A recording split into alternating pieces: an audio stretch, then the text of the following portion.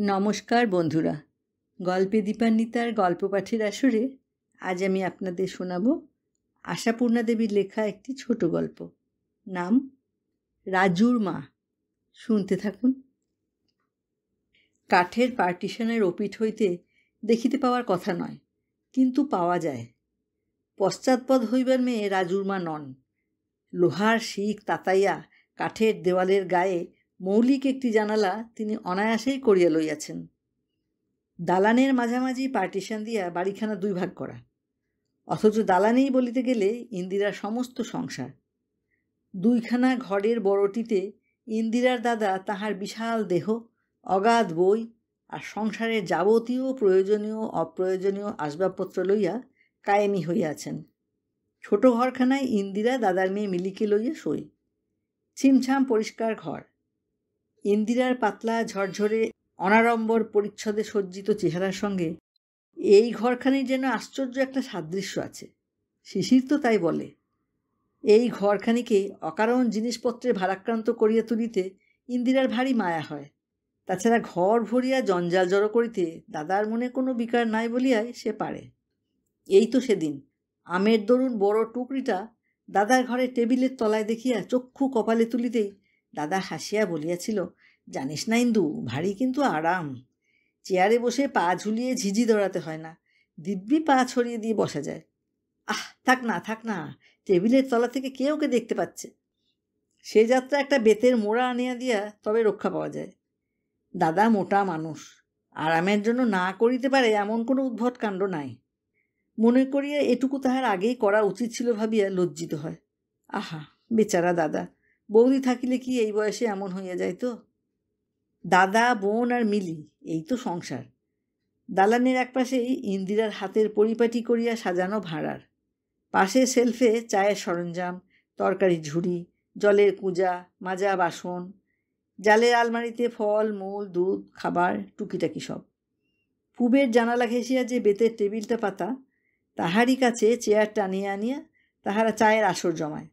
আর সিঁড়িতে উঠিয়ায় ডান হাতি কোণের জায়গাটায় তোলা উনুন জ্বালিয়া ইন্দিরা রান্না করে। কড়ার গায়ে খুন্তি বাজাইয়া গান করে। ডাল ভাত চড়াইয়া দেওয়ালে পিঠ ঠাসিয়া কিসের সব মোটা মোটা বই পড়ে। ইহারই সামনাসামনি রাজুর মার অভিনব জানালা। কাজেই এদিকের জীবনযাত্রার অনেকখানি ছবি ও পিঠের অধিবাসিনী যুগলের দৃষ্টিগোচর হয়। মা আর মেয়ে, একখানি ঘর ও দালানের বাকি অংশটুকু লইয়া ইহাদের কাজ কারবার। শুধু জল আনিতে হয় নিচে নামিয়া। এ অংশে জলের কল নাই বলিয়াই ভাড়া সস্তা। তিনতলার ইতিহাস এইখানেই শেষ। একতলা ও দোতলা সবটা জুড়িয়া বাড়িওয়ালা নিজে তাহার রাবণের গোষ্ঠী লইয়া রাজত্ব করেন। করুন, তাহার জানালায় উঁকি দিবার প্রবৃত্তি আমাদের নাই। রাজুর মার মতো কৌতূহলী স্বভাব কিছু আর সকলের নয়। কিন্তু কৌতূহল হইবার কথাও। পার্টিশনের গায়ে চোখ রাখিয়া রাজুর মা একাগ্রচিত্তে যাহার উপর নজর রাখিয়া দাঁড়াইয়াছিলেন, বিধবার আচার আচরণ তাহার নয়, অথচ আপনাকে বিধবা বলিয়া পরিচয় দিতে তাহার আপত্তি নাই। প্রথম যেদিন সামনের অংশটা ভাড়া লইয়া তাহারা উঠিয়াছিল, রাজুর মা শতপ্রবৃত্ত হইয়াই তত্ত্ব লইতে আসিলেন, এবং তাহার অভিজ্ঞ চক্ষুতে মেয়েটার পোড়া কপালের খবর গোপন রহিল না। রাজুর মতো নিখুঁত বিধবা না হোক, রাজুর মার শিক্ষাই আলাদা। 15 বছরে বিধবা হইয়া কে আর মাথা মুড়াইয়া হাত খালি করিয়া একখানি থানে লজ্জা নিবারণ করিয়া জীবন কাটাইতে পারে? তা নয়। তবু ইন্দিরার উল্টাইয়া বাঁধা চুলের বোঝা, সাদা সিধা সেমিজের উপর সরু কালাপাড় শাড়ি আর একগাছি করিয়া সরু সোনার তারের মতো চুড়ি দেখিয়া রাজুর মার বুঝিতে বিলম্ব হয় নাই। এখনকার দিনে অবশ্য অনেক হাতি হাতি মেয়েই আইবুড়ো দেখিতে পাওয়া যায়, কিন্তু তাহাদের বাঁকা সিথি, রকমারি শাড়ি আর ভাবন দেখলে অষ্টাঙ্গ জ্বালা করে। এ মেয়েটার পরন পরিচ্ছদ দেখিলে তবু চক্ষু জুড়ায়। তাই প্রথম দৃষ্টিতেই সহানুভূতিতে গলিয়া গিয়া রাজুর মা আপ্যায়িত করিয়া বলিয়াছিলেন, ও হরি মধুসূদন, বলি ইরই মধ্যেই পোড়া কপাল পুড়িয়ে বসে আছো? আমার রাজুর মতনই অদেষ্ট দেখছি। বলি কতদিন এমন ধারা হয়েছে? পোড়া কপালও পুড়িয়া গেলে অবশিষ্ট কি থাকে? ইন্দিরা অবাক হইয়া একটু ভাবিয়া লইয়া মুখ টিপিয়া হাসিয়া বলিয়াছিল, কি জানি, কবে মনে নেই তো, হবে একদিন। হাসির কথা নয়, তবু হাসি যেন ইন্দিরার একটা রোগ। অল্প বয়সী বিধবা মেয়ের মুখের হাসিটা তেমন মানায় না। এই তো রাজুর মা রাজু। স্বামী তাহার যেদিন হইতে মরিয়াছে, হাসিও তাহার সেই দিন হইতে একেবারে ঘুচিয়াছে। বৈধব্যের কথা উল্লেখ করিলে আজও তাহার মুখখানি করুণ হইয়া আসে। আর এ মেয়ে হাসিয়া গান গাইয়া স্ফূর্তি করিয়া সারা বাড়িতে যেন বিদ্যুৎ ছড়াইয়া বেড়ায়।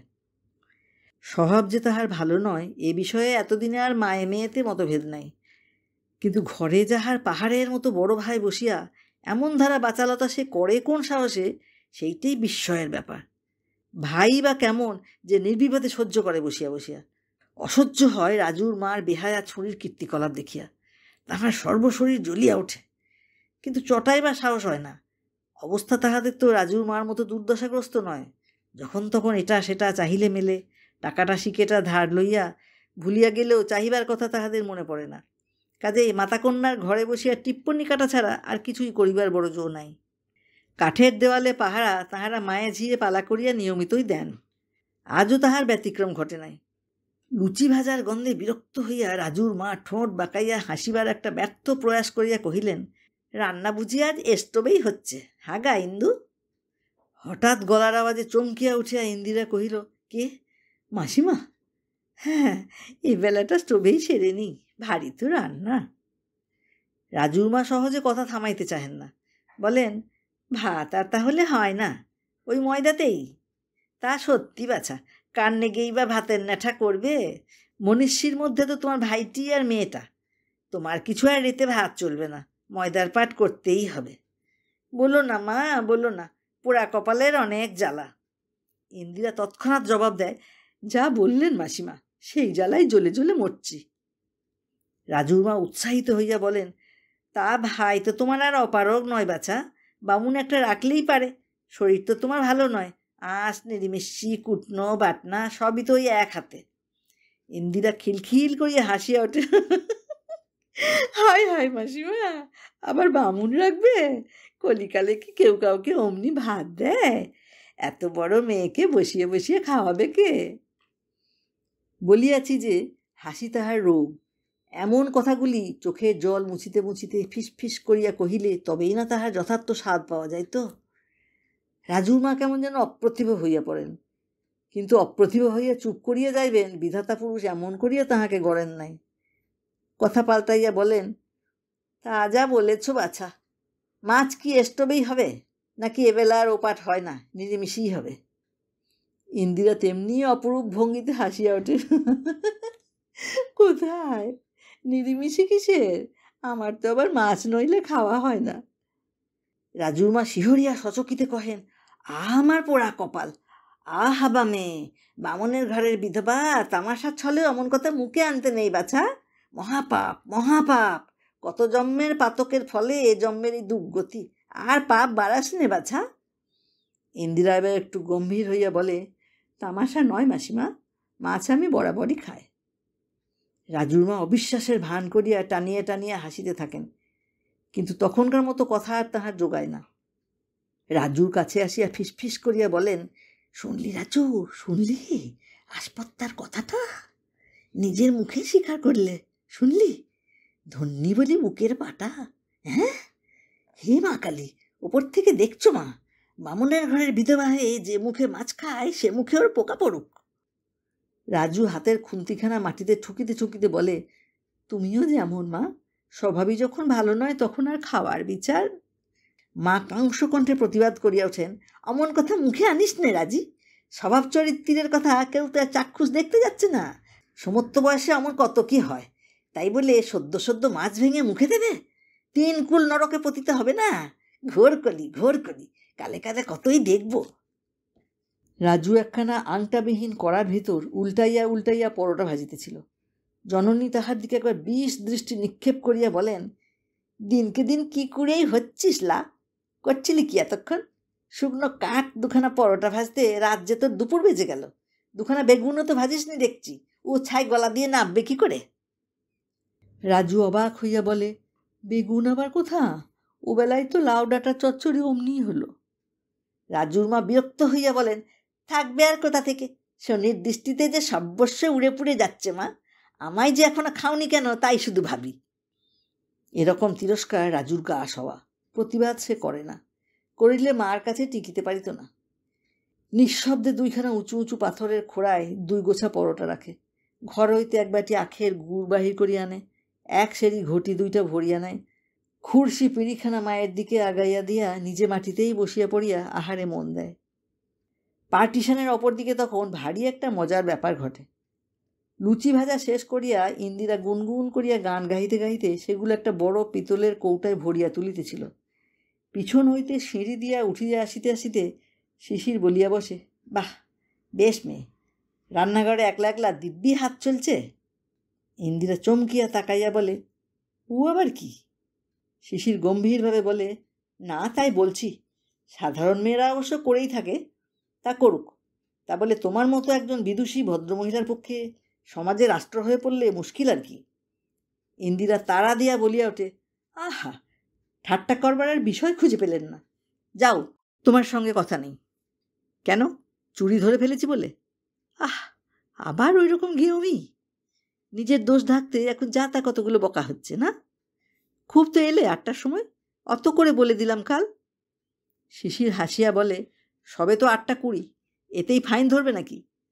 ধরা উচিত, 1 মিনিটে রসাতল হয়ে যেতে পারে জানো, 20 মিনিট তো রসভঙ্গ হয়। ওদিক হইতে রাজুর মা ভারী গালে সুধান, হ্যাঁ মা ইন্দু, দাদা বুঝি তোমার সকালেই বাড়ি এলো? ক্লাব হইতে ফিরিতে দাদার একটু রাতই হয়। ইন্দিরা চালাক মেয়ে, ছিদ্র রহস্য তাহার অজ্ঞাত নয়, প্রশ্নের অর্থ হৃদয়ঙ্গম করিতেও দেরি হয় না। হাসির একটা ঝিলিক তাহার মুখে চোখে খেলিয়া যায়, কিন্তু গলাটা ভারী করিয়া বলে, কই মাসিমা, দাদা কি আর সহজে ফিরবেন? যার নাম সেই রাত 10টা। রাজুর মা পরম অমায়িকভাবে বলেন, ঘরে যেন কার গলা পেলাম বাছা, তাই শুধুচ্ছি। শিশির কি যেন একটা বলিতে যাইতেছিল, ইন্দিরা ঠোঁটে আঙুল ঠেকাইয়া চুপ করিবার ইঙ্গিত করিয়া বলে, উহু, একলাই আছি মাসিমা, মিলিটাও আজ সন্ধেবেলায় ঘুমিয়ে পড়েছে। মাসিমা অস্ফুট স্বগতোক্তি করেন, তাতেই তোমার এত বার বেড়েছে মা। ইন্দিরাকে দেওয়ালের সহিত আলাপ জমাইতে দেখিয়া শিশির চটিয়া সিঁড়ির দিকে আগাইতেছিল। ইন্দিরা ফিরিয়া হাসি মুখে কহিল, কি পালাচ্ছ নাকি? ভারী সাহস দেখছি যে। তা কি করব, তোমার অমূল্য সময় যদি বাজে খরচ করতে না পারো, বসে বসে ভাঁড়ারের শিশি বোতলগুলো গুনতে হবে নাকি? ইন্দিরা সিঁড়ির রেলিংয়ে হাত রাখিয়া বড় সুন্দর একটু হাসিল। শিশিরের যাইবার লক্ষণ বিশেষ দেখা গেল না, কিন্তু কণ্ঠস্বর সমান গরম রাখিয়া কহিল, হাসছ মানে? ভাবছ যেতে পারি না? কই, যাও তো। যাই না যাই আমার ইচ্ছে, তা বলে মনে করো না তোমার জন্য থাকছি। আমি তো তাই ভাবছি। ইস, নিজেকে অত প্রাধান্য দিও না, আমি এসেছিলাম তোমার দাদার কাছে। দেখতেই পাচ্ছ দাদা নেই, চলে যাও তবে। তোমার কথায় নাকি, এই বসলাম, কি করে তারাও দেখি। ইন্দিরাও হাসিয়া সিঁড়িতেই বসিয়া পড়ে। খুব যে সান্নিধ্য বাঁচাইয়া বসে তাহাও নহে। শিশির বলে, কার সঙ্গে কথা হচ্ছিল? আমাকে যে বেমালুম উড়িয়ে দিচ্ছিলে বড়। ওহ, একটা হাসির ব্যাপার, বলবো এখন পরে। শোনো, এসরাজ শুনবে? নতুন একটা গত শিখেছি। না থাক, তোমার সাদা কথা এসরাজের সুরের চাইতে আমার কিছু কম ভালো লাগে না। ওহ, এত দূর, চিকিৎসা করাতে হয়।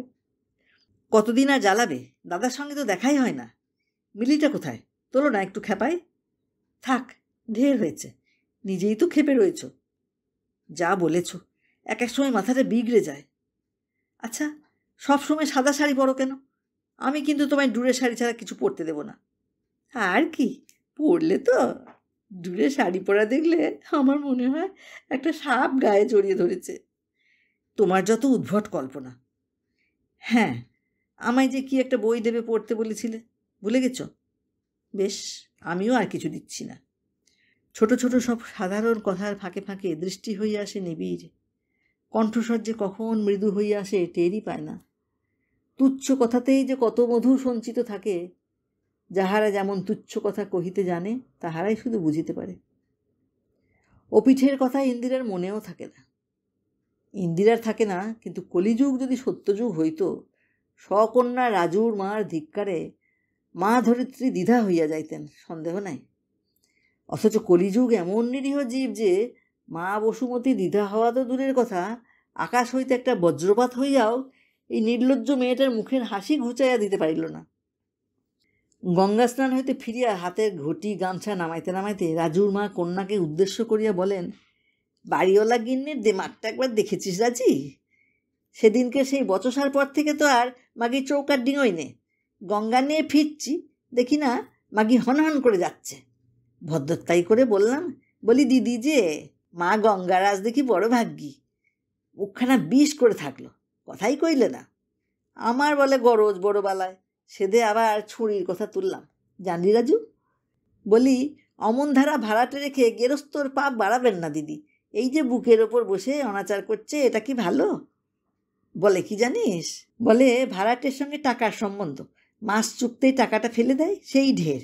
ঘরে বসে কে কী করছে না করছে জানার দরকার কি? শুনলি একবার ঠেকারের কথা, ছোট নোকের পয়সা হলেই এমনি ধারা হয়।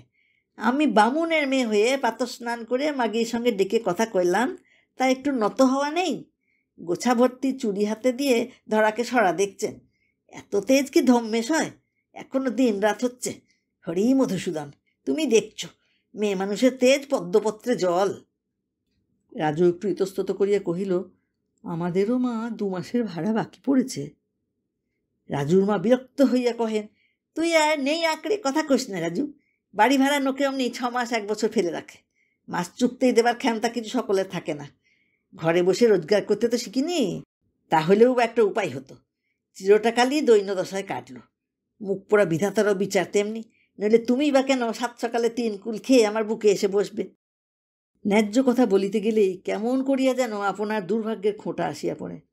বেচারা কাজের ছুতা করিয়া পলাইতে পথ পায় না, কিন্তু মনে স্বস্তি থাকে না। মা যে তাহার হাঁড়ি মুখ করিয়া গুম হইয়া বসিয়া থাকিবে, তাহাও ভালো লাগে না। ঘুরিয়া ফিরিয়া আসিয়া বলে, জানো মা, হলদে বাড়ির ওই নিচের তলার ভাড়াটেদের বউটাকে শাশুড়ি ননদ মিলে কাল কি খোয়ারটাই করলে! আহা, মারতে শুধু বাকি রাখলে। বুড়ির যা শাসন, বলে কি, আসুক আজ নবনে, তোকে যদি আজ জুতো না খাওয়ায় তো আমার নাম নেই। রাজুর মা কৌতূহল আর চাপিয়া রাখিতে পারেন না, কহেন, কখন লা? আমি কঞ্চুলেই ছিলুম, কই দেখলাম না তো। যেন এমন একটা মুখরোচক বস্তুর পরিচয় না পাওয়া রাজুর মার পক্ষে এক প্রকার ক্ষতি। তুমিও যেই ভাগবত কথা শুনতে বেরোলে, সন্ধে জেলে ধুনো দিচ্ছি আর বাঙাল বুড়ির চিৎকার কানে এলো, বউকে কি সাপ সাপান্ত বাবা! কি হয়েছিল কিছু বুঝলি? বউটাকে তো হাবাগোবা ভালো মানুষ বলে মনে হয়, করেছিল কি? কি জানি মা, বুঝতে পারলাম না। নাকছাবি করছিল তো বারবার। হারিয়ে টারিয়ে ফেলে থাকবে। তা সে যাই করুক, অত যন্ত্রণা দেওয়া কিন্তু ভালো নয় বাপু। 5টা বাড়ির লোক কাতার দিয়ে দাঁড়ালো বুড়ির গলার জোরে। ছি! অল্প বয়সী বৌঝির খোয়া শুনলে রাজুর মার কেন জানি না বড় আনন্দ হয়। এক মুখ হাসিয়া বলেন, তা অপচ নষ্ট করলে শাশুড়ি ননদে অবশ্যই শাসন করবে। সোনার সামগ্রী হারালে কি আর টাটে তুলে ফুল চন্দন দিয়ে পুজো করবে? তারপর কি হলো? ছোড়া এসে কি বললে টললে? মারধর করলে বোধ হয়। তার কিছু শুনিনি মা। বৃষ্টি এলো বলে জানালাটা বন্ধ করে দিলাম কি না। বরটা যে কখন এলো টের পায়নি। সন্ধে বয়ে যাচ্ছিল, আহ্নিক করতে বসলাম। রাজুর মা বিরক্তিতে মুখ বাঁকাইয়া বলেন, তোর যে কেমন এক দশা! কি হলো শেষটাই জানতে হয় না? আহ্নিক তো পালাচ্ছিল না বাছা। এমন আশ্চর্যই, কোনো চুলোয় যদি বেরিয়েছি তো অমনি মরল। আবার যে বৃষ্টি এলো চড়বড়িয়ে। মুখ পোড়া আকাশ, দিন রাত্রির কেঁদে কেঁদে মরছেন। মুখে কেউ নুরো জেলও দেয় না। ওমা, ঘুঁটে কখনো যে বাইরে পড়ে, বলিয়া রাজু ছুটিয়া বাহির হইয়া যায়। মা হরিনামের মালা গাছটি হাতে করিয়া বোধ করি হরিনামের উদ্দেশ্যে ছিদ্রপথে আসিয়া দাঁড়ান। ঠিক তেমনি সময়ে ভিজিতে ভিজিতে এক গা জল লইয়া শিশির আসিয়া হাজির। ইন্দিরা বঁটি পাতিয়া কুটনো কুটিতে বসিয়াছিল। তাড়াতাড়ি উঠি আসিয়া বলে, এ কী কাণ্ড! ভিজে যে নিয়ে গেছে। শিশির চুলের জল ঝাড়িতে ঝাড়িতে উঁচু গলায় বলিয়া ওঠে, তোমার পরম পূজনীয় দাদাটি গেলেন কোথায়? ডাকো তাকে। ইন্দিরা হাসিয়া ফেলে, সকালবেলা দাদা তোমার ঘরে আগুন দিয়ে এলো নাকি? হলো কি? এই নাও তোয়ালে, মাথাটা মোছো তো আগে, কাপড় এনে দিচ্ছি, বদলে ফেলো। ছি, কি ভীষণ ভিজেছ। শিশির মুখখানা হাঁড়ি করিয়া বলে, আর থাক, যথেষ্ট আত্মীয়তা হয়েছে, ডাকো দাদাকে, আমি আজ একটা বোঝাপড়া করতে চাই। কি মুশকিল, দাদার তো এখন অর্ধেক রাত। ততক্ষণে বরং শুকনো কাপড় পরে 1 পেয়ালা গরম চা খেয়ে তাজা হয়ে নাও, তারপর সম্মুখ সমরে অগ্রসর হয়েও। কেন, আমি কি তোমার এক পেয়ালা চায়ের লোভে টালা থেকে টালিগঞ্জ ছুটে আসছি? ইন্দিরা মুখখানা ভালো মানুষের মতো করিয়া বলে, তাহলে? তাহলের উত্তরে হয়তো অনেক কিছু বলিবার ছিল। নীরেন আসিয়া চেঁচামেচি বাঁধাইয়া তোলে। আরে এ কি, রাত দুপুরে ভদ্রলোকের বাড়ি চড়াও হয়ে চোখ রাঙানো মানে কি? মিলিটা তো ভয় পেয়ে শিশির বিস্ফারিত চক্ষে বলে, রাত দুপুরে? না তো কি, এই বাদলার দিনে এ সময়ে কোনো ভদ্রলোক বিছানা ছেড়ে উঠেছে? ছি ছি, কাঁচা ঘুমটাই মাটি করে দিলে। নীরেন হতাশভাবে একখানা চেয়ার টানিয়া বসিয়া পড়ে, বলে, অনেক সাধনার জিনিস হে, বোঝো না তো মর্ম? দাদা দাদা, তুমি আর বলো না, তোমার সাধনার জিনিস নয়, সাদা জিনিস। ইন্দিরা উচ্ছ্বসিত হইয়া হাসিয়া ওঠে। তাই তো বলছি রে, ছেলেবেলা থেকে সাধনা করে করেই না এখন সাদা হয়ে দাঁড়িয়েছে। কিন্তু শিশির ভিজে কাকটি হয়ে কেন? ইন্দু, একটা কাপড় জামা দে। মিলি, তোয়ালে আনো। এই তো দাদা, সব হাতে করে দাঁড়িয়ে আছি। বাবু যে নেবেন না, ভীষণ রাগ। ঘুম ভেঙে ছুটে এসেছেন, তোমায় বিনা নোটিশে 6 মাসের ফাঁসি দেবেন। নীরেন হতাশভাবে চারিদিকে তাকাইয়া বলে, অপরাধ? যেন ঘরের দেওয়ালে অপরাধ খুঁজিয়া পাইবে। শিশির চুলের মধ্যেকার জলকণাগুলি ইচ্ছাকৃত অসাবধানে ইন্দিরার গায়ে ছিটাইতে ছিটাইতে সব্যঙ্গে বলে, আগে অপরাধ আপনার কেন, আমারই। বলি মশাই, পরের বউ আটকে রেখে দিনরাত ঘুমের সাধনা করাই বা কেমন ভদ্রতা? ইন্দিরার হঠাৎ যেন ঘরের ভিতরে কি একটা কাজ পড়িয়া যায়, উঠিয়া যাইতে বিলম্ব হয় না। নীরেন বিস্মিত হইয়া বলে, পরের বউ আটকে? এবং পরক্ষণেই কথাটা হৃদয়ঙ্গম করিয়া শিশিরের পিঠে ভীষণ 2টা থাবড়া মারিয়া উচ্চ হাস্যে ঘর ভরাইয়া তোলে। মেয়ে মানুষের হাসি তো অসহ্য, পুরুষের হাসিও রাজুর মার গায়ে বিষ ছড়াইয়া দেয়। ঠোঁট উল্টাইয়া বলেন, কিসের সুখে যে লোকে দিবেরাত্রির ঘর ফাটিয়ে হাসে তাও জানি নে। কথাই বলে উচ্চ হাসি সব্যনাশী। হরি মধুসূদন, হরি মধুসূদন, যত হাসি তত কান্না।